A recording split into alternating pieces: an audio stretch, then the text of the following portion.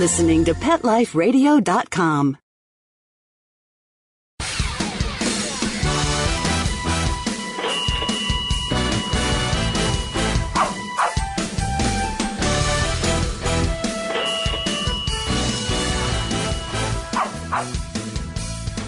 Well, hello and welcome to Six Figure Dog Business on Pet Life Radio. I am your host, Ty Brown of Six Figure Dog Business. This is the show where we teach you how to start or grow your dog-related business to a healthy six-figure per year profit.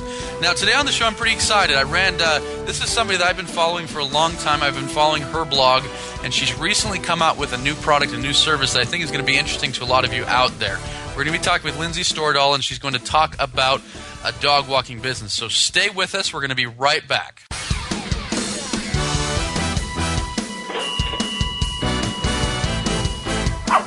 Sit.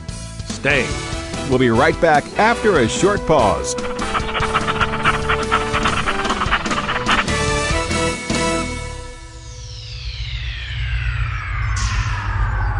Greetings, humans. What planet am I on? Welcome to Pet Planet. Here's a copy of Pet Planet Magazine, Florida's most informative and fun pet resource magazine. It features heartwarming stories and informative articles from local and national pet experts. Excellent. Pet Planet Magazine offers Operation Planet Rescue, helping rescued pets find new homes. And it's available at 500 locations in South and Central Florida and 24/7 on the internet at petplanetmagazine.com. If you're out and about with your pet, you may be featured in Paparazzi, candid pictures of you and your pet. For up-to-date pet-friendly events, activities, and pet-related services and products, Pet Planet Magazine is your final destination. I shall take this magazine home with me. Back to your home planet? No, to my condo in Boca. Pet Planet Magazine. Check them out at www.petplanetmagazine.com or 352-394-8578. It's out of this world.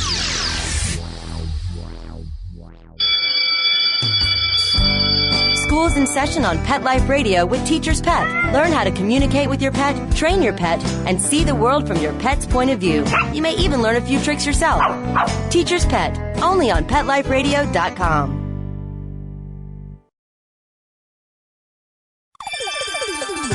Let's Talk Pets on PetLifeRadio.com.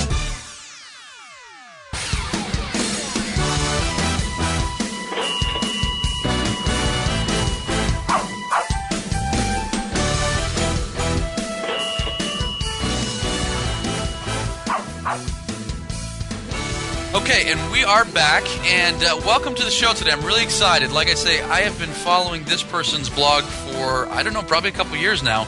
She's got a great blog that has thousands and thousands of visitors, a very popular blog. And so with us today is Lindsay Stordahl. Am I pronouncing your last name correctly, Lindsay? Yeah, that's right. Okay. Welcome to the call. I'm thrilled to have you on here today. Thank you. And so for those of you who may or may not know who Lindsay is, you have your main website would be thatmutt.com, right? Is that your main website? I know you've got several. Yep, thatmutt.com was kind of my first website. It's mostly a blog, and I write about dog training and dog behavior issues, mostly about my own dog. Okay, and like I said, I've been following it. And one thing that you do is you did it kind of part-time for a while, if I'm correct, but then you transitioned into full-time. You are, I guess I can't call you a dog walker. You're a dog runner, correct? Yep, that's right. And so what is that business? What is your dog running business? Well, I started primarily running dogs, and then I did add walking, because a lot of people, I know they have older dogs or smaller dogs that prefer to walk, and then I added the pet sitting visits. And what I like to do with that is take the dogs on running sessions while I'm doing pet sitting. So it's not just visiting the dogs; they actually get some good exercise while their owners are out of town.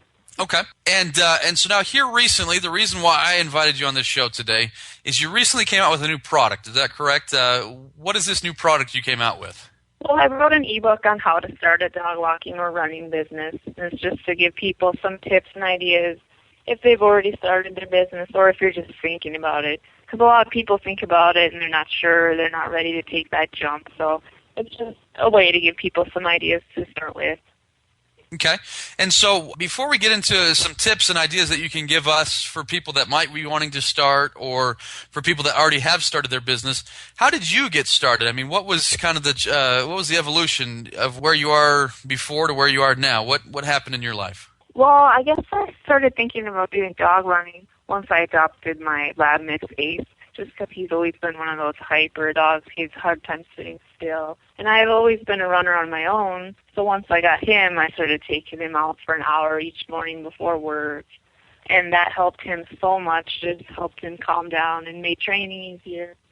And since I worked at a newspaper, I was kind of working like noon to midnight, some weird hours. So he would be home for so long. And so I'd run him in the morning, and then I started running other people's dogs in the morning while they were at work. Okay. That's how I started doing it part-time. And what did it take for you to transition from part-time to full-time? How did that jump happen? Because I know a lot of people, I remember that jump myself, and it was scary, and I had a wife and a kid and another kid on the way, and a lot of people, it's a big scary jump. What was it for you? How did it happen? Yeah, I don't know. It was really hard for me to, it helped that I don't have kids, and it helped that I have a really supportive boyfriend, and it did help that I was working kind of strange hours anyway. So I was already working weekends, and then I had Monday, Tuesday, Wednesday off. So I was able to be doing some dog walking and running at that time, and then finally I just had to jump in and quit my job, because that was what I used that as my motivation. Because once I didn't have that paycheck coming in, I had to advertise my business. I didn't have a choice, so Okay. there was no going back. I quit. Yeah, and so sometimes you have to burn the ships, I guess. Burn your bridges so you can't go back, and you just quit and you go for it, right? Yeah, and I know that's probably not possible for everyone, but there are ways to do it part-time for a while and then slowly cut back on your hours from your other job, or just get another part-time job for a while. Yeah, and I was going to say, you're right, because the way that I did it was somewhat similar, and this was several years ago, but, I had a graveyard job. So I just basically cut out sleep for about 6 months, and, I do my graveyard job, and then, I'd start my dog training business during the day. And anyways, I guess when there's a will, there's a way, and that's what you've shown is when there's a will, there's a way. And so yeah, that's excellent. And so how long have you been full-time with your business where you don't have a job? It's been a year and a half ago. It was summer of 2008. Okay. And would you say so far it's been rewarding? Has it been worth it to quit the corporate gig and just be on your own? Yeah, it was worth it immediately. Yeah. And so, I mean, as far as, and I don't need to, we don't need to get personal about details, like specific details, but financially, has it been more, less rewarding, or the same rewarding as your corporate job? Well, now that I've been at it for a while, it's very rewarding because I'm making more money than I was at that time. But it does take a while to get going, so it is. I mean, you have to find something you're passionate about and stick with it and believe in yourself. Okay. And so, well, let's talk about that then. For those that are just thinking about it, what would you say are some critical things that they absolutely must have if they're going to do it? I mean, is a website critical? Is a flyer critical? I mean, what are the critical components to starting out a pet sitting or a pet walking business? Well, I would say the website is definitely important. A lot of people will look at you more seriously if you have a website. And it doesn't have to be anything fancy. You can always upgrade that later on. I just use a free WordPress theme, and it's pretty easy to set up. And most designers can do that for you pretty cheaply. Flyers, I mean, I did that a lot. Oh, go ahead. Oh, no, I was going to say, because one thing, your website is basic, but it's clean, it looks nice, and it gets the job done. Before we go on to flyers and other stuff, do you have any tips for getting people to actually come to your website? It helped me to have a blog, just because then people would go from there to my site. And the more content you have on your websites, it helps for the search engines. I also did Craigslist ads that would direct people directly to my site. I didn't waste a lot of time making fancy Craigslist ads. They would just basically be a link to my site, and they could go there for all the info. Okay, so you would say content is pretty critical. Do you because I know that this is one thing I do that I always recommend to my clients to do you include the city names, the cities that you serve? Do you include those all over on your website? Yeah, that helps for getting your site to rank for locally. Gotcha. And I do want to highlight that because, like I say, a lot of people, it's one of the most basic things you can do to your website. For those of you listening to this right now who have a website, right now you serve an area. You know, it might be a Tri-City area, it might be one city, it might be a dozen tiny little towns. Whatever it is, people are searching for those things online. And so you need to people are searching for pet sitting in Fargo. People are searching for dog training in Orlando. And so you need those terms on your website. And that's one thing I've noticed that you do very well, Lindsay, is you include a lot of that on your website, correct? Yeah. And if you're in a smaller area with not a lot of competition, really that's all you'll need, and you're going to pop up right in the top page for Google. And if you have more competition, it'll take more work. But you're right, but that's the thing. You know, I'm in me personally. I'm in a mid-market area. I think Fargo would be considered a small area where you live, correct? Yeah. And so I'm in a mid-market area, but most of my competitors have no clue about some of even the basic things that we just mentioned. And so even in mid-market areas, you can dominate those areas in the search engines if you just include content like you mentioned, Lindsay. Include your city names, and just a blog is amazing because a blog just has all this great content that keeps getting updated, and the search engines see that and they just eat it up. They love it. For example, how many visitors does your blog get every month? Oh gosh, I don't even remember what it's up to now. It's about 700 to 800 per day. Wow. My running site gets less than that, but a lot of traffic goes to my running site from my blog too. So. Gotcha. And so would you say that's a good strategy? Because I've actually considered doing that, and I haven't done that. But you've done it really well to where you have a blog that's separate from your website. A lot of people have a blog on their website, but you have a blog that's separate from your website, and traffic funnels into your main business. Would you say that that's a good strategy? Or if you had to do it over again, would you do it that way, or would you all do it on one big blog? I guess it just kind of happened that way for me. I don't know. I think you could do it all on one site. I like to keep my pet sitting and dog running clients separate from everything else just because it's more local. And I do have a smaller blog on that site where it's pictures of my clients running, and they can check in on their dogs when they're out of town. Okay, excellent. So now back to what you were mentioning before. You said you tried flyers. How did that go for you? Let's see. It's kind of it just depends if the right person happens to see it. In the beginning, I put out tons of flyers everywhere in town where there was a bulletin board. I put one out. Now that I have that client base, I don't really do that at all. For people just starting out, I would really recommend going to the vet clinics in your town, especially like in the spring. Everyone in Fargo is going in to bring their dogs in for heartworm testing. So since everyone's going to the vet at that time, it'd be perfect to have your flyers there. Also, grooming shops is a good place. Okay. And then places like grocery stores and that didn't seem to help me a lot, but I guess you could do it anyway just when you're starting because you never know who will see it. Yeah, and that's a good point. There's certain things that are basically free that it never hurts to do, but I think you're right because I've tested this out, and I know other people have tested this out, other marketers that I've been around. Typically, putting up flyers at the grocery store isn't going to work very well. Now, you mentioned one thing that I want to come back and I want to touch on, and that's working with the groomers and the vets. Now, we've got to go to a break right now, but stay with us. When we come back, I want to get that information out of you about how to work with vets, how to work with groomers, and how to actually grow your business using these partnerships. So stay right with us, and we'll be right back.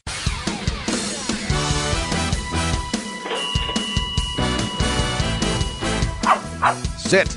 Stay. We'll be right back after a short pause.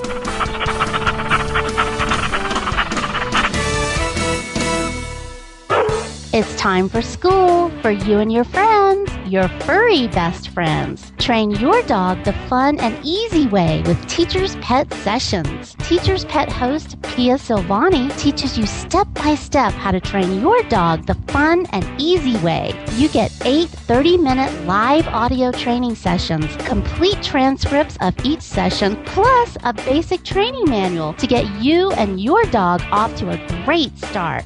Training begins the moment you bring your dog home. Teacher's Pet Sessions offers positive reinforcement training to shape your dog's behavior and encourages upbeat, enthusiastic responses to ensure that your dog will enjoy learning. Teacher's Pet Sessions dog training is fun at both ends of the leash. So listen, learn, and laugh with your dog with Teacher's Pet Sessions. Get your copy of Teacher's Pet Sessions Volume 1 today. To order, go to teacherspetsessions.com.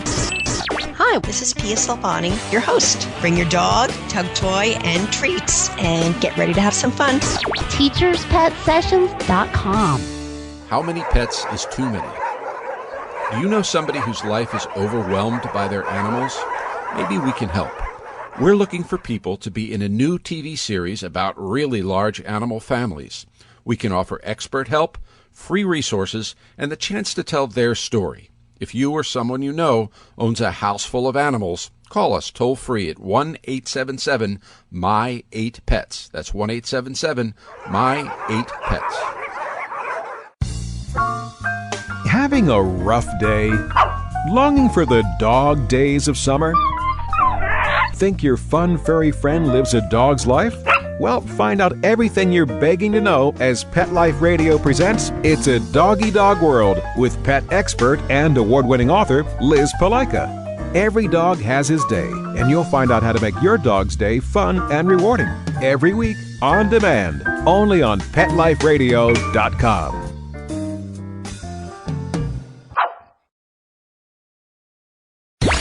Let's talk pets. Let's talk pets On Pet Life Radio. Pet Life Radio. PetLifeRadio.com.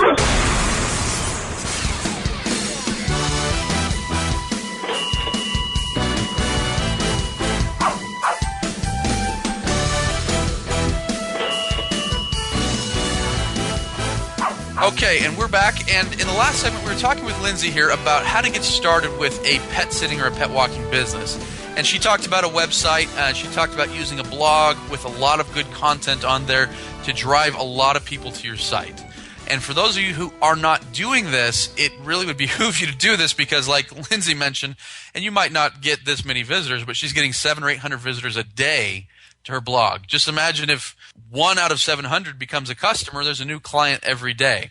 Now, you know, ratios are going to work in different ways at different times, but obviously you are not going to sell anything unless people are coming and seeing your website. So in any case, really work on your website, work on driving traffic to the website with good content and using the city names like she talked about.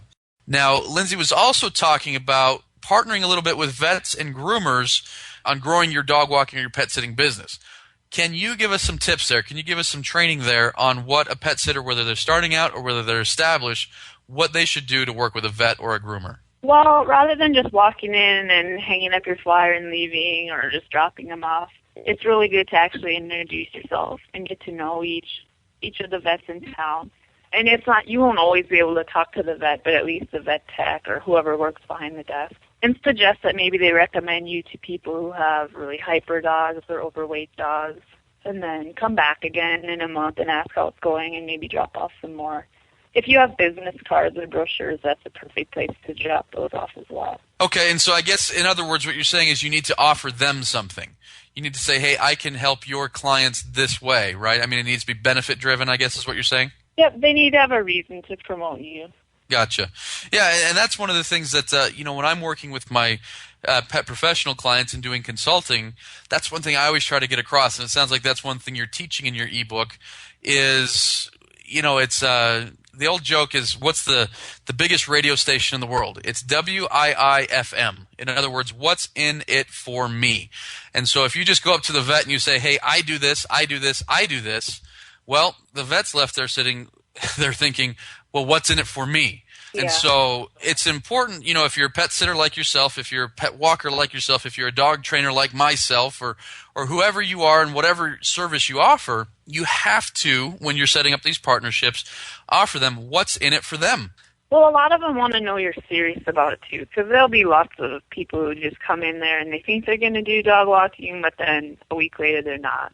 So they don't want to be promoting people who aren't really serious about it. So they love to hear that it's my full-time job and it's not just something that they won't be able to use in a week. Gotcha. You're not just trying to pick up a little extra cash on the side, and right. and so you want to establish a relationship with all. I mean, not just the vets, but the groomers and trainers in town. Okay. That brings up a good point there. Do you see a lot of that? I mean, is there a big burnout rate? Do a lot of people start walking dogs and then suddenly stop? Yeah, it seems like there's a lot of it. People seem to think it's an easy way to make money, and it's really not. I mean, you have to work at it and build up your clients. And it takes for me, it took about 6 months. Okay. to really get going. And I guess the allure would probably be the low barrier of entry. In order to become a pet sitter or dog walker, you don't need expensive equipment. You don't necessarily need expensive training. Anybody, and that's probably why people quit so easily, is because they started so easily, right? Yeah, that's a good point. And so in any case, I mean, that's good to know, because sometimes I think a lot of pet sitters see, oh my gosh, look at all the competition. I go on Craigslist and every other person is a pet sitter. Well, I guess if you stand out and you really make yourself professional and you do everything you can, you've got that lasting power, where the other one might be someone who's just, a high school student that's trying to earn a little bit of extra money. Yeah. There's a lot of students that will advertise on Craigslist. Gotcha. So let's go to your book. Let's talk a little bit more about your book. What can people find if they purchase your book? What can they find in there? What information are they going to get? What benefits are they going to get? I just tried to be really honest and go through some of the problems I faced and some of the marketing techniques that I use. I talk a lot about volunteering with some of the dog rescues in town and getting support that way. Okay, and we'll talk about that. What did that do for you in your business, volunteering with the rescues in town? That was one way to really help me gain experience with some of the more difficult dogs. A lot of people that just love animals, they just think, oh, I could be a dog walker, and then they find out, oh, some of these dogs are pretty hard to handle. The people who want to hire a dog walker, maybe their dog's too aggressive to go to daycare, or it's just a really bad puller, and so they don't want to walk the dog themselves. So that was one way to gain experience with some of the worst dogs, because if you can handle those rescue dogs or shelter dogs that have been caged up for 2 weeks and they're just barging out of the cage, you should be able to handle anybody's pet. And then the other volunteers would promote me to people they knew in town, and they added a link to my website on their website. So do you still get referrals from the rescues that you work with? Are they still constantly providing referrals? Yep, all the time. Oh, wow. And so, do you have enough time in the day to work with all your clients, or have you had to actually sub out some of your work? Yeah, it's getting to the point. You can raise your rates a little bit or cut back on some of the services. Right now I'm thinking about not offering pet sitting in my home just because it's getting to be too much. When you start out, it's good to offer as many different things as you can. Like maybe you can do pet sitting in your home and visit pets in their homes on top of your just dog walking and running sessions, or maybe you can do training as well. But then maybe later on you want to just pick and choose the ones you like the best. Okay. And so where would you say the ratio stands with your business, pet sitting versus dog walking? How much of each do you do? It's probably half and half right now. Oh, really? Half and half? Okay. It started out more of the dog walking and running, but then more people started wanting pet sitting with running sessions. Okay. Now, are there any associations that somebody looking to get into this would need to be aware of? Do they need to belong to an association? What are some things like that somebody needs to know? Well, there's nothing required. I think it's a good idea to carry some kind of pet sitting insurance, just because you never know what's going to happen if the dog bites somebody or if there's damage. You don't want to be the one blamed for that. I do have a liability form I have everyone fill out on top of that. And what does insurance cost for what you're mentioning? Is insurance expensive? I think it's pretty reasonable. It's under $500 a year. So. Oh, that's not bad. Okay. And so, okay. And chances are you'll never need to use it, but yeah, and hopefully that's the idea with insurance, right? You have car insurance, and hopefully you never get into a wreck. And right. So, but yeah. So, in any case, so we talked about your book. Are there other tips from your book that you could share? Again, I don't want to give away the whole farm here because obviously I want people to come and purchase your book. But are there other tips in the book that you feel are critical or important that people understand as far as getting started or taking their business from part-time to the next level to where it's full-time? Well, what I try to tell people is you just really need to find out what it is you're passionate about, and that's going to help drive your business. Because if you don't really love what you're doing, it's just not going to work out. That's why so many people fail when they start any kind of business, but especially dog walking. Okay. And so what, from here over the next couple of years, what's on the next horizon for your business? Where do you plan on taking it, and how big do you think you're going to get? Oh, it's hard to say. I don't know. I guess right now I'm just working on staying in Fargo for now, but maybe hiring some employees or branching out. I'm thinking about franchising out Run That Mutt to get it into some other cities. Excellent. And so for those that are listening to this and are interested and think, okay, yeah, I'd like to start a business, or maybe I'm not sure, but they just want that information, where can they go to find your ebook and to find more about you and what you do? They can visit my blog. It's thatmutt.com. There's a tab for the ebook there. Or they can check out my dog running site. It's runthatmutt.com. And they're both linked together. Excellent. And one thing that I think is great is a lot of people out there, because I hear this all the time. People will say, "Oh, you can't make a living with, working with pets. You can't make a living as a dog trainer. You can't make a living as a pet sitter." And here you are in a very small market, I think. I mean, Fargo is pretty small, right? It's bigger than people. It's 100,000 people, so it's pretty small, but bigger than people think.